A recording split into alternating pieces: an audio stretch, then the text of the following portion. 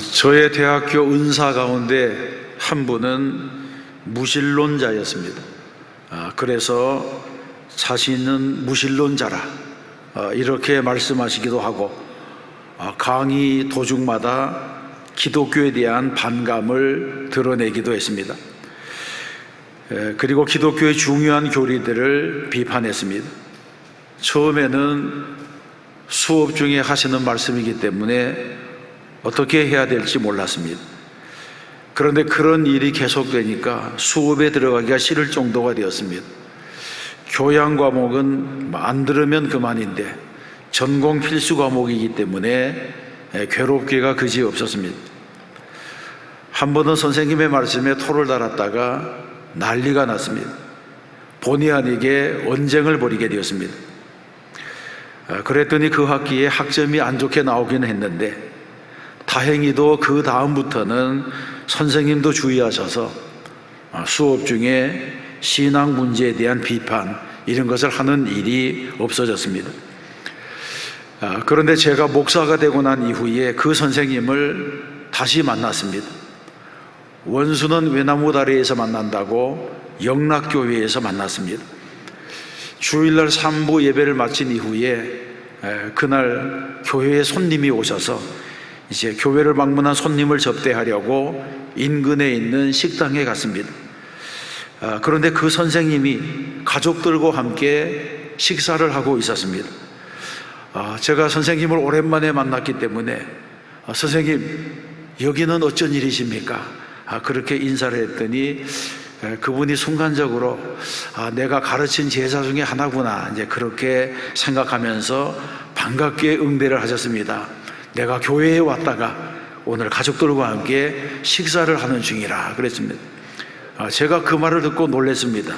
왜냐하면 그분은 절대로 예수를 안 믿을 분 같았는데 교회에 나오신 것입니다.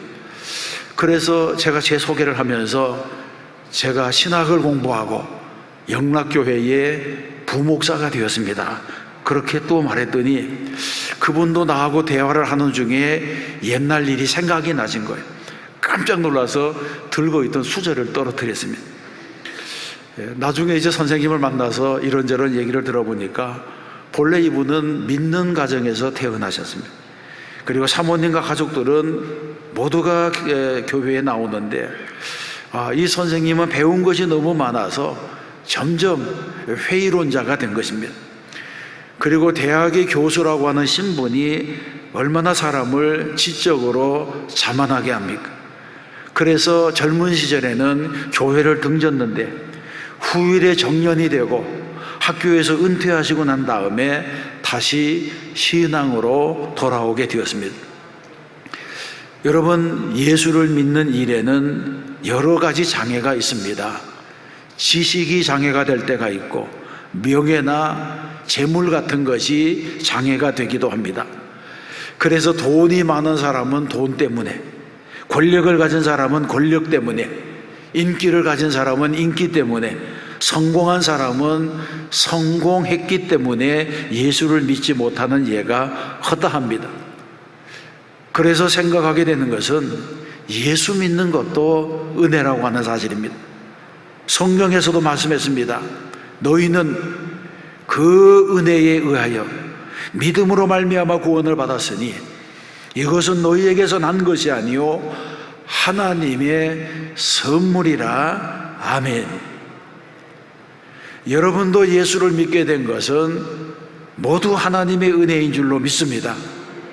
어떤 경로를 통해서 예수를 믿게 되었든지 내 힘으로 믿게 된 것이 아니고, 내 결단으로 된 것이 아니고, 내가 이해하고 깨달아서 된 것이 아니고 하나님의 은혜라고 하는 것입니다. 전도를 해보면 압니다. 믿을 것 같은데도 안 믿고, 나올 것 같은데도 안 나오고, 들을 것 같은데도 안 듣는 사람들이 얼마나 많습니까? 나도 얼마든지 그런 사람들 틈에 있을 수 있었는데 내가 예수 믿고 구원받았다고 하는 것은 은혜라고 하는 것입니다.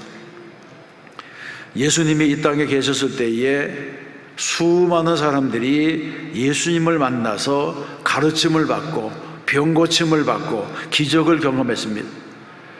그런데 예수를 만나고 예수님을 경험한 사람들이 다 예수를 믿은 것은 아닙니다. 같은 자리에서 은혜를 받았을지라도 생각이 달랐습니다. 그래서 우리는 예수를 믿으면서 예수님을 누구라고 하느냐, 이 질문에 대답하는 것이 대단히 중요합니다. 예수님께서도 제자들에게 물으셨습니다. 사람들이 나를 누구라 하느냐? 그러면 사람들은 예수님을 누구라고 합니까? 첫 번째로 살펴볼 것은 예수님의 형제들의 태도입니다. 지난 시간에 등장했던 예수님의 형제들은 예수님을 믿지 않았습니다.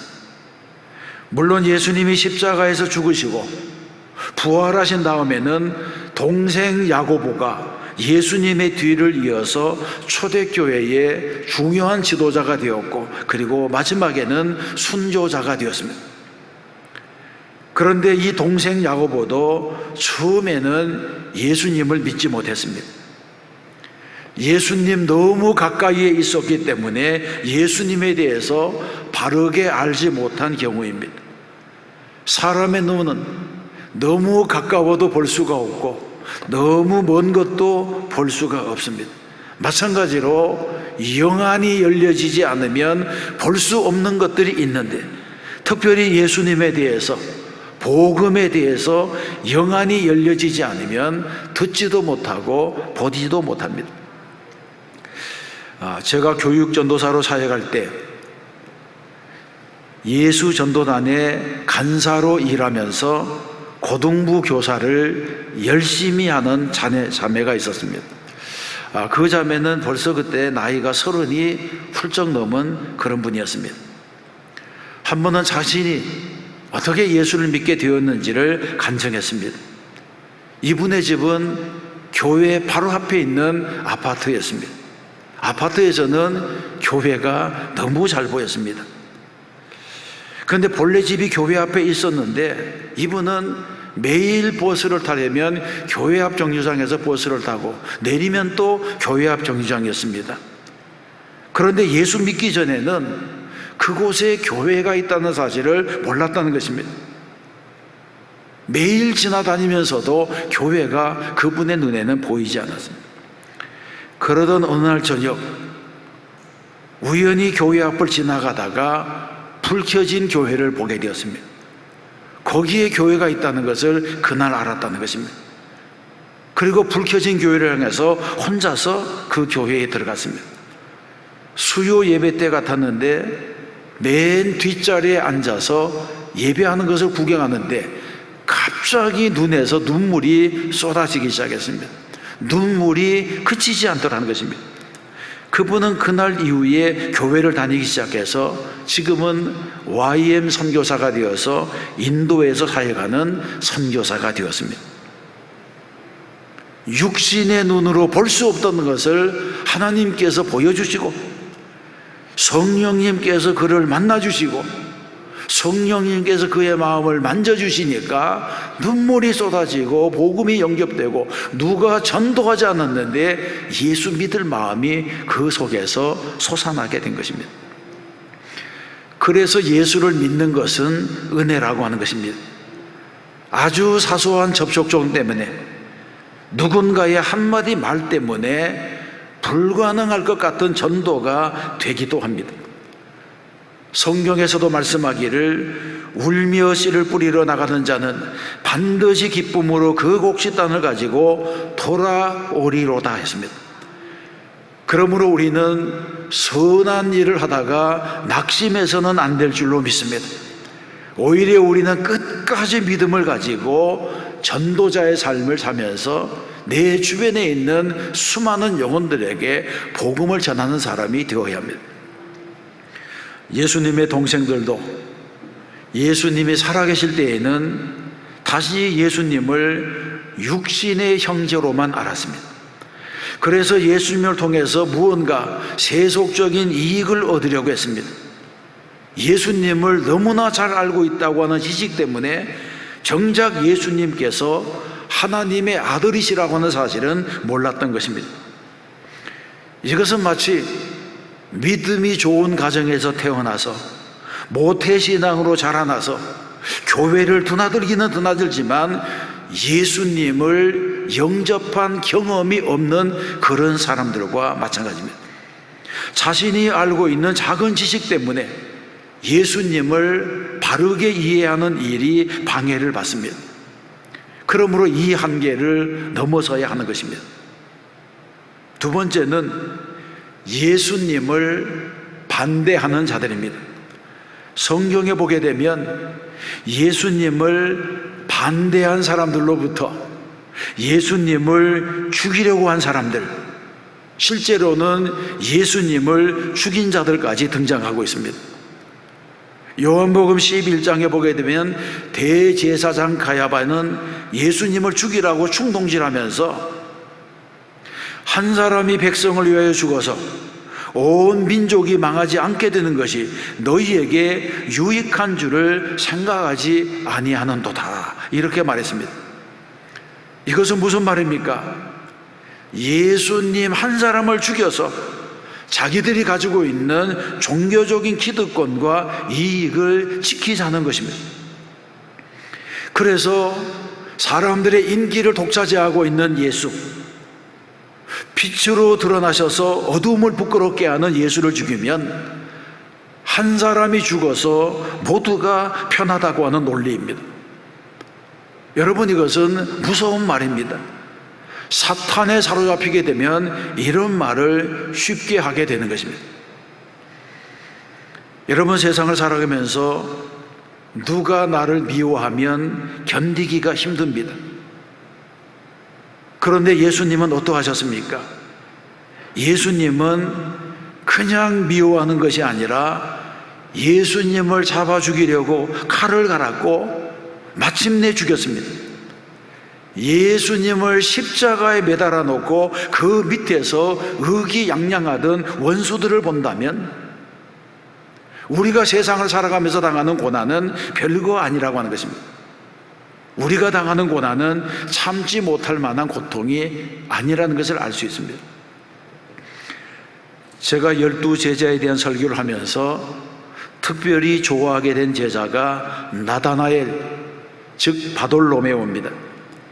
바돌로메는 아르메니아에서 전도하다가 순교했습니다.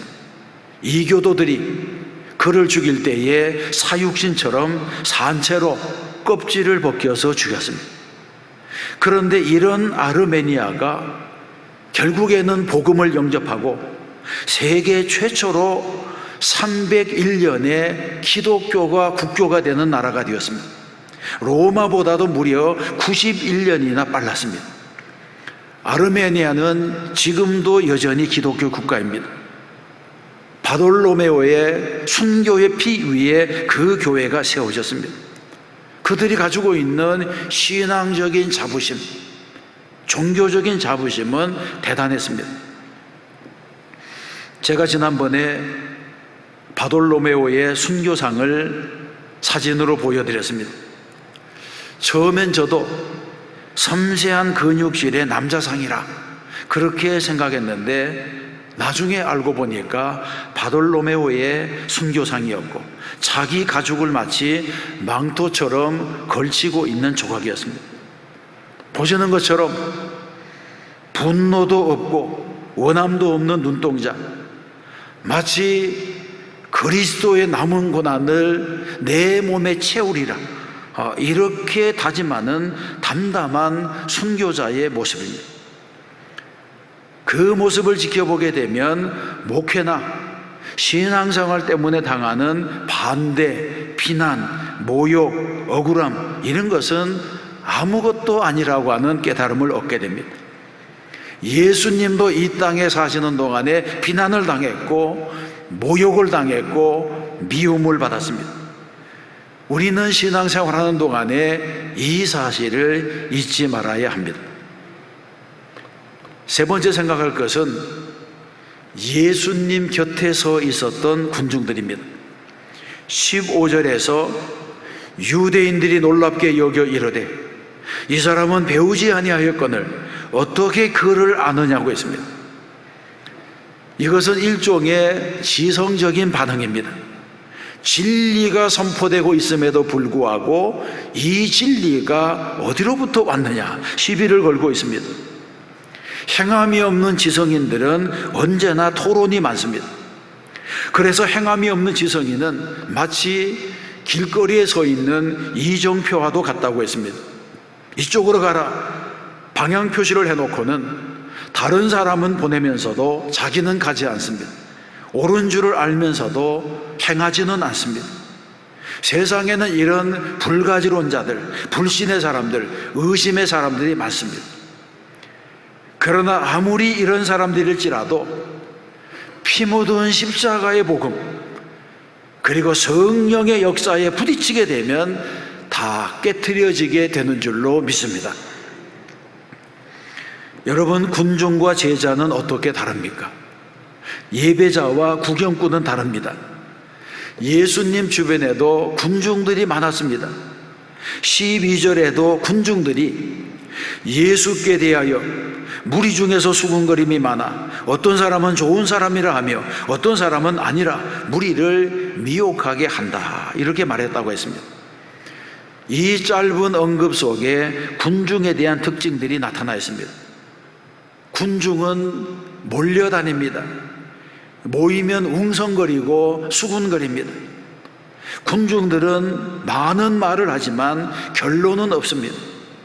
또 군중들은 강한 자의 편에 서거나 분위기에 편승합니다.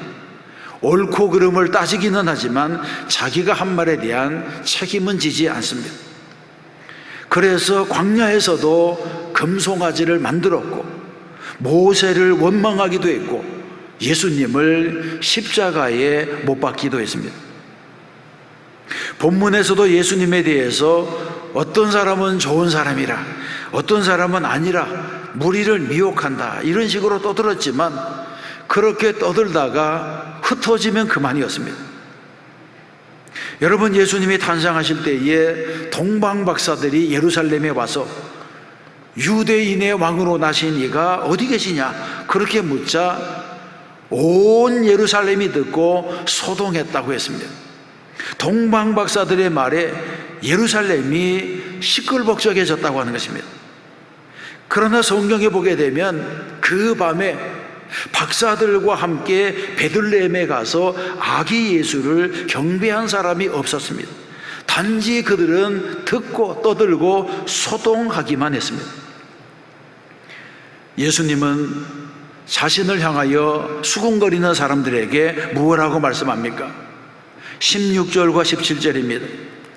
내 교훈은 내 것이 아니요 나를 보내신 이의 것이니라. 사람이 하나님의 뜻을 행하려 하면 이 교훈이 하나님께로부터 왔는지 내가 스스로 말함인지 알리라. 아멘. 이 말씀은 중요한 선언입니다.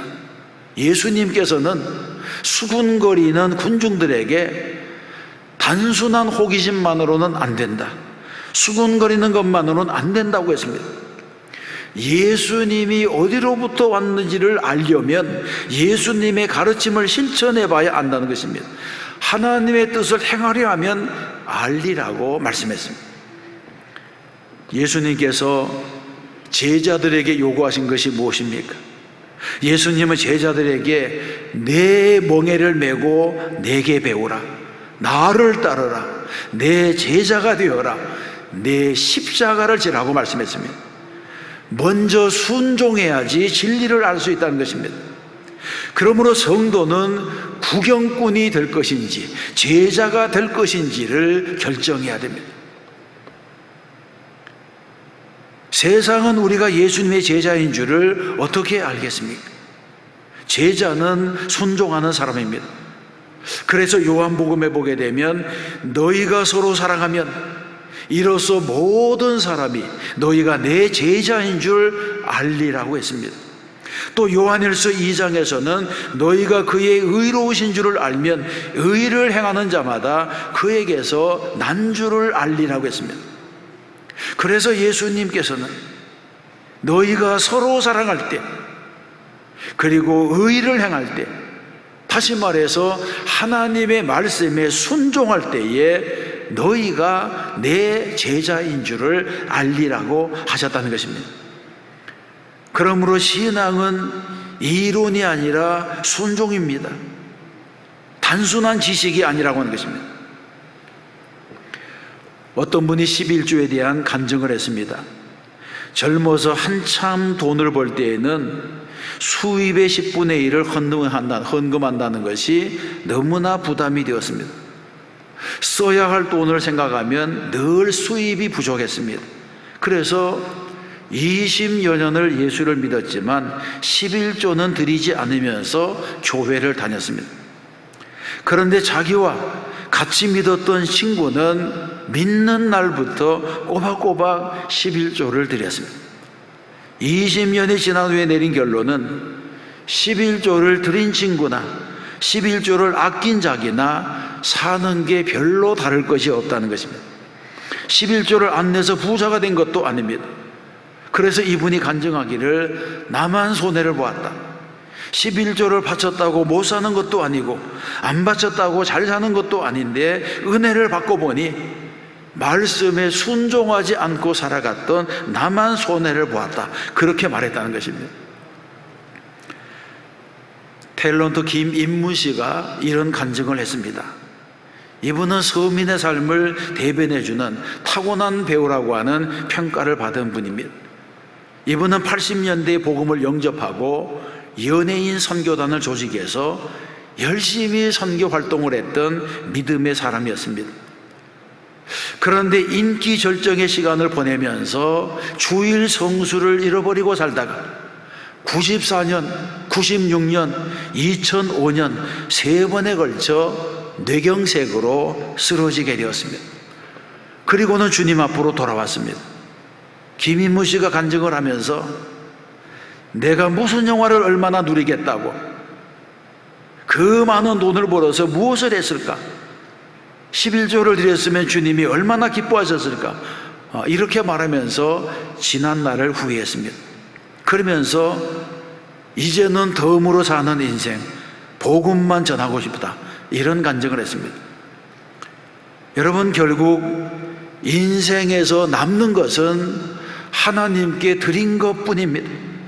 하나님 앞에 내어놓은 것은 헌신의 삶입니다. 우리는 그것을 기억해야 됩니다. 여러분이 가진 것이 있습니까? 그것을 아껴서 부자가 되지 못합니다. 복은 하나님께서 주셔야 합니다. 아무리 맑은 우물물이 있더라도 퍼내지 않으면 그 우물은 마르고 맙니다. 하나님이 주신 복도 사용하지 않으면 소멸되고 마는 것입니다. 그래서 성경에서는 성령을 소멸하지 말라고 말씀했습니다. 이 말씀은 받은 은사를 낭비하지 말라고 하는 말씀입니다. 내가 가진 달란트, 재능, 기회, 이 모든 것은 하나님께서 주신 것입니다. 봉은 찬송에 있는 것처럼 모든 것이 주께로부터 왔으니 이 예물을 주께 드리나이다. 이것이 바로 성도의 신앙 고백이 되어야 합니다. 실천하는 신앙, 순종하는 신앙이 가치가 있는 줄로 믿습니다. 사랑하는 성도 여러분, 예수님은 반대하는 사람, 미워하는 사람, 수군거리는 사람들에게 뭐라고 말씀했습니까? 24절에 보게 되면 외모로 판단하지 말고 공의롭게 판단하라고 말씀했습니다. 주님은 자신을 비난하는 사람을 비난하지 아니하시고 미워하는 사람을 미워하지 않으시고 십자가에 못 박은 사람까지도 용서하셨습니다. 여러분, 세상을 살아가면서 누가 나에게 나쁠 말만 해도 원수가 되는 것이 세상이고 조그마한 손해도 못 참아서 혈기를 부리는 것이 인간인데 예수님은 진정한 용서의 모델이 되신 것입니다. 저는 목사가 된 이후에 한경직 목사님을 8년 동안 가까이에서 모신 적이 있습니다. 그 어른은 평생을 살아가시면서 누구에게 섭섭한 소리를 안 하시는 그러면서도 한국교회를 대표하는 그런 일을 하셨습니다. 제가 지켜본 바로는 그분에게는 적이 없었습니다. 교파와 교단, 신앙 노선이 달라도 그분이 중심에 서게 되면 모든 것이 통합되고 연합되었습니다. 지금은 한국교회가 그때보다 더 커졌지만 그런 역할을 하는 교계의 어른이 없습니다. 그분이 가진 겸손한 성품, 오직 그리스도에게 매인 삶이 한국교회를 하나로 만들었습니다. 돌이켜보게 되면 한국교회가 선교 100년 만에 그런 영적인 지도자를 가졌다고 하는 것은 하나님의 은혜라고 말할 수밖에 없습니다. 여러분, 세월이 지나가고 나면 얼마나 똑똑했느냐, 얼마나 잘 나갔느냐, 성공했느냐, 이런 것은 다 부질없는 일이 되고 얼마나 아름다운 관계를 맺고 살아갔는가 하는 그런 것만 남게 됩니다. 내가 떠나고 난 자리가 추한 인상을 남기고 부정직한 인상, 게으르고 나태한 인상, 남에게 피해만 끼친 그런 인상이 남아서는 안 됩니다. 오랜만에 만났는데 예전에 안 좋았던 생각만 떠오르면 얼마나 불행한 관계가 되겠습니까? 우리는 결국 한 곳에서 모두가 만나야 될 사람들입니다. 성도는 이 땅에 살면서 올바르게 살아야 됩니다. 왜냐하면 결국에는 우리가 한 곳에서 만나기 때문입니다.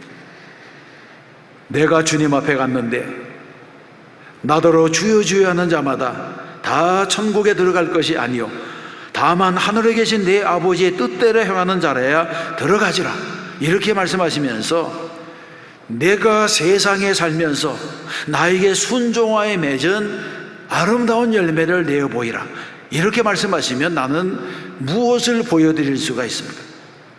주님 앞에 섰는데 내가 너희를 도무지 알지 못하니 불법을 행하는 자들아 내게서 떠나가라 하시면 어떻게 되겠습니까? 좋은 신앙은 인간 중심의 신앙이 아니라 하나님 중심의 신앙입니다. 군중과 제자의 차이는 말씀에 순종하느냐, 순종하지 않느냐의 차이가 있습니다. 제자는 단순히 배우는 사람이 아니라 배운 것을 실천하는 사람입니다. 매일의 삶을 통해서 말씀에 순종하고 믿음으로 살아 승리하는 성도가 되시기를 주님의 이름으로 축원합니다.